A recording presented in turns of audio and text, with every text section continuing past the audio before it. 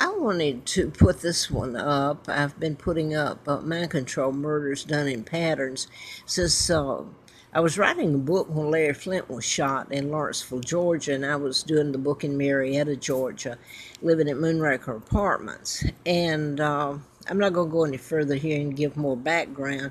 He says here, I know who was responsible for his shooting in Georgia. Now, he had me out there and helped me when I ran in October of '83 to replace Congressman Dr. Larry McDonald from Piedmont Hospital, and that's the name he has here. And that's who helped in April Fool Day of '80 in trying to kill me. One of the doctors, Paul Beecham, Chelton, I don't know who. I was writing about doctors, and then I found out in 1983, late '83, about my kidnapping and being brought to Moulton, Alabama, and given the name of a twin, Peggy Ann Dempsey Childers. I married Childers. And I found out then that both twins, Peggy and Carl, were murdered by their mother. They were born out of wedlock. I was going to get that picture if I can, if you bear with me, because I hope this should be the end of it all. Whether it is, I don't know. I certainly hope so. Let me see if I've got the picture. I suppose I should do this over, but I'm not going to. I'm going to do this. And this is me in 1943. And I was, brought here in 41 at age 2, so that would be 5 years old. I just woke up, and I've put up on here how I have been run from place to place using chemicals. I'm allergic to chemicals. I have an autoimmune disorder, so I'm not going to go too much further on this. It's been going on for quite a while, so I'm pretty sick, and I just got out of the emergency room the other day where I'm kept penniless. It's who I am. When I found out in 1983, my real name after the campaign, it's who I am and who my father and mother are, and I'm not going to go any further. I was kidnapped from Buckingham Palace, and Elizabeth was there. She's 15 years old. I won't go any further. My father's Edward VIII, who never married Wallace Simpson. He was married to my mom, Claudia Ruth O'Keefe, and my mom was queen, 1936, and my father had to do the abdication. He was forced to. It was character assassinations, what they used on my dad. Because he wouldn't go along with the Illuminati, Rockefellers, Rothschild, Bilderbergers, Kennedy, John F. Kennedy helped kidnap me and fly me into Moulton. And the day I was born Victoria II, because my father had an addendum to his forced abdication that said, should he have an heir be born, and I was in 39, that I would inherit. And it was legal, and from the moment I was born, I'm Victoria II, legal heir. It would have put power of attorney back with my father and my decision-making until I was old enough. So now they had to kidnap me. That's about as far as I'm going to go on that. This was a horrible place. Now, I did want to say this. When I know I'm bouncing around here, and rather than people trying to help, this was a photo of me in high school, they will try to find flaws and call you names. I've been through a living hell, and all the media knows about this. They had my kidnapping before I did, to take down my dad, and who my mom is. She's the sister to artist Georgia O'Keefe from, Georgia had Ghost Ranch out in Abiquiu, New Mexico, next to Santa Fe, and so I'm not going to try to explain much more. I have, and I kept sick. I'm allergic to chemicals, and right now where I'm living, it's got so much mold and mildew in it And I'm so sick because I got back from the emergency room and spending a few nights there because I couldn't pay the rent. I'm kept bounced around. I get so sick till I move. And I went out to camp. And herein is where I'm going to stop. That's where, out in the National Forest, where they came up there and sprayed my tent with chemicals that just, and I have vertigo and so sick. And then I come back to where I'd been living and couldn't pay the rent and came back in here. And I'm so sick because the air conditioning is so full of mold and mildew besides the other crap that smells that come out of it. So the vertigo's gotten worse rather than better. And I know that a lot of people would like to say, well, they have people who write about mind control. I didn't even know anything about mind control, and the fact that way back then you could use a ham set. You do it they teach you the Morse code at a low level that you're not aware you're getting, and they program you and place you under mind control. It's a deep form of hypnosis to where you're, in this case, you're not aware you're getting it. So even if you did and you tried to look at, this is this many years since 78, and I've been telling this, and now then you can Google mind control. You can't list and prove the murders I've told about, but they do tell about mind control, so in murders and etc. So you can Google it.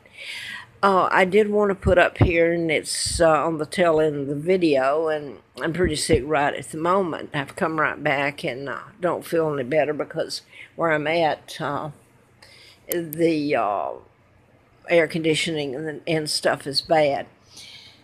I want to say this.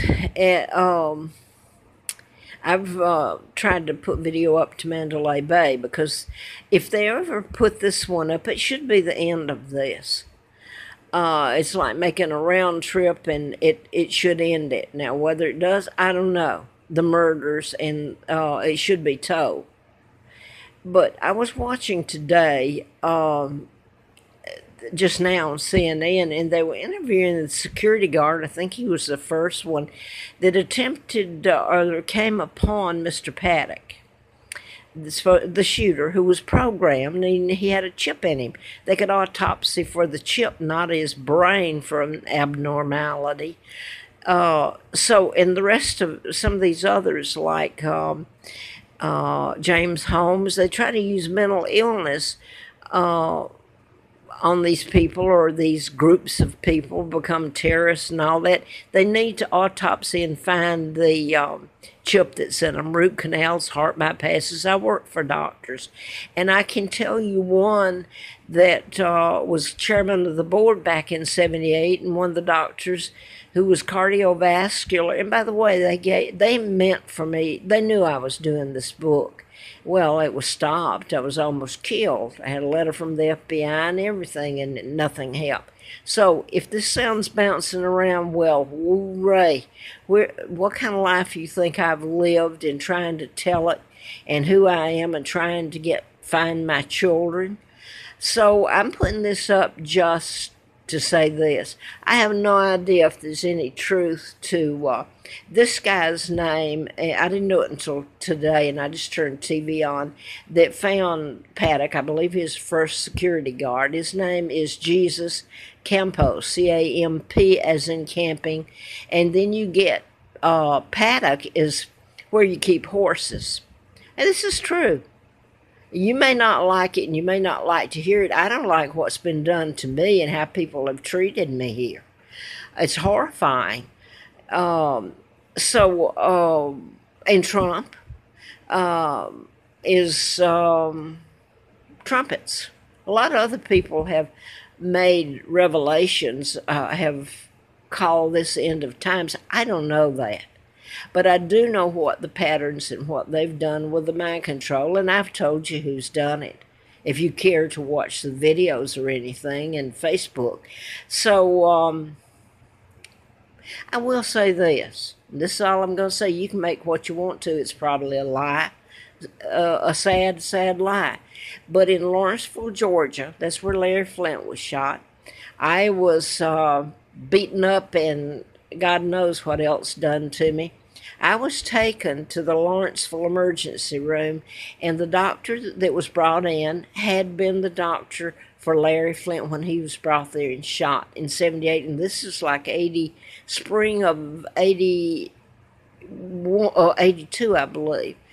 And they kept me sitting there. I was penniless, couldn't find my kids. My apartment had been taken by my ex, John Childers, illegally. When I was turned around from Dallas, that's where I have a block on that name, is Mesquite. Okay, it's next to Dallas, where I was turned around in '80 and went back, had to go back. And the law knew all about this. They let my ex take my apartment, put my furniture in an apartment within Laurel Ridge there in Marietta. And it was my apartment, my furniture, my deposit. There's no reason he should have been allowed to do it. It was illegal. And he took what little money I had in my bank account. Nothing was done. I was almost killed. Taken across the state line to Huntsville, Alabama, which is NASA. It was. Well, it still is. Command Center, Redstone. And I worked for the district attorney, Fred Simpson, as in. You're getting into patterns that I didn't even know about being kidnapped back then that fit in. So I'm going to leave it at that. But when they kept me in Lawrenceville police station all day because I'd been in the emergency room and been beaten to a pulp. And they were going to take me back to Atlanta, and where I used to have a home, and I can't find my kids. My apartment's been taken. They let all that happen. And I was going to be taken to the homeless shelter.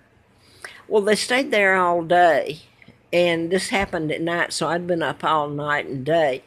And the woman came over, and I thought, what's she trying to say? She had the Bible. She's a policewoman. She opened it, and she said to me, and this is what she said, and you can make out of it. It's probably a big, sick joke. She said, God made himself a wife. Now then, when I was out at Mr. Flint's the last time, twice in October of '83, and all my campaign funds were from, you have to file it with the government, so you can check anything I've ever said out, if anyone cared to, rather than making sick accusations and everything. I don't know if it's true or not. That part of it about God made himself a wife, that's, you can make of it what you want to.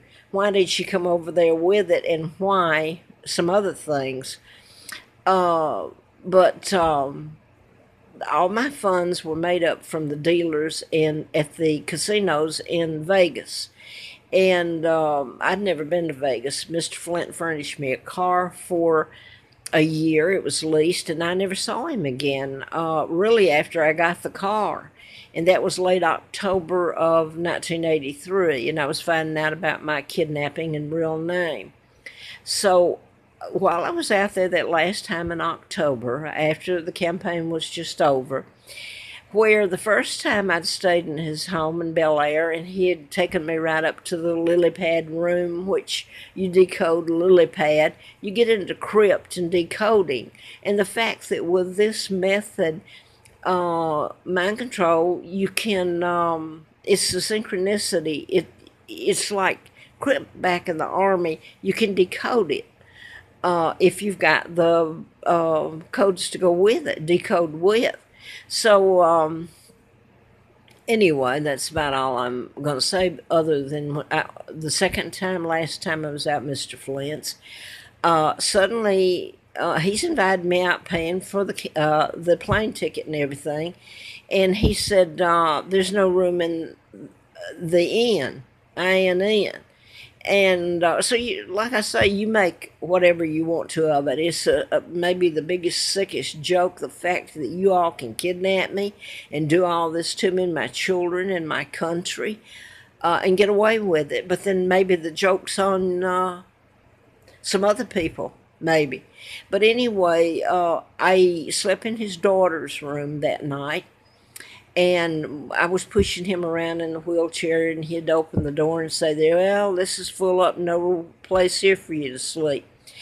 And just before I left, they asked me, and I was going back to Atlanta, and the car was there he leased for me, and I never saw him again.